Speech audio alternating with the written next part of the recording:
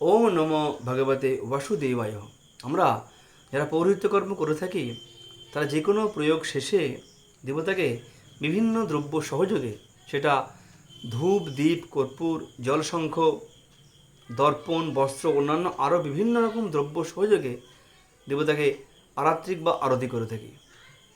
তো এই আরাত্রিক বা আরতির বিধিশাস্ত্রে কী বলছে, কয় প্রকারের আরাত্রিক, আসুন জেনে নেওয়া যাক। নমস্কার, রাজু ভট্টাচার্য, সকলকে আমার ইউটিউব চ্যানেল বঙ্গীয় পূজা পার্বণে স্বাগত। শাস্ত্রে বলছে এই নীরাজন অর্থাৎ আরতি পঞ্চ প্রকার। কী কী?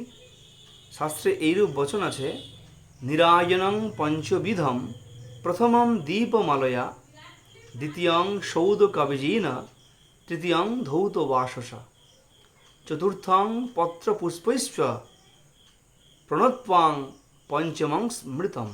অর্থাৎ দেবতাকে যে কোনো পূজা শেষে দেবতাকে প্রথমে দীপমালা দ্বারা আরতি করা অবশ্যই কর্তব্য, অর্থাৎ পঞ্চপ্রদীপ দ্বারা দেবতাকে আরতি করতে হবে।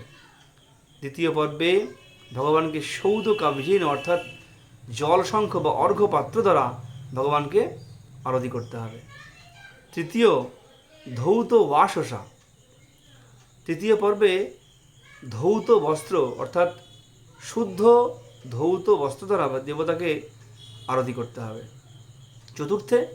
চতুর্থ পর্বে পত্র পুষ্পৈশ্চ অর্থাৎ পল্লব, সপল্লব এবং পুষ্প দ্বারা ভগবানকে আরতি করতে হবে, অথবা পুষ্পপাত্র নিয়ে আরতি করা যেতে পারে।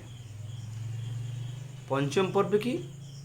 প্রণত্বাং পঞ্চমং স্মৃতম অর্থাৎ প্রণিপাত। এই প্রণিপাত হচ্ছে ভগবানকে প্রণাম জানাতে হবে, এটিও আরাত্রিক পর্বের মধ্যেই পড়ে।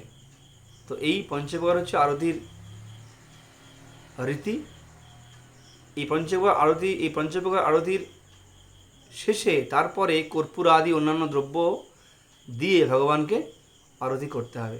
আগে বিধিগুলো করে নিতে হবে, শেষে অন্যান্য দ্রব্য সহযোগে ভগবানকে আরাত্রিক প্রদান করতে হবে। ওম নমো ভগবতে বাসুদেবায়।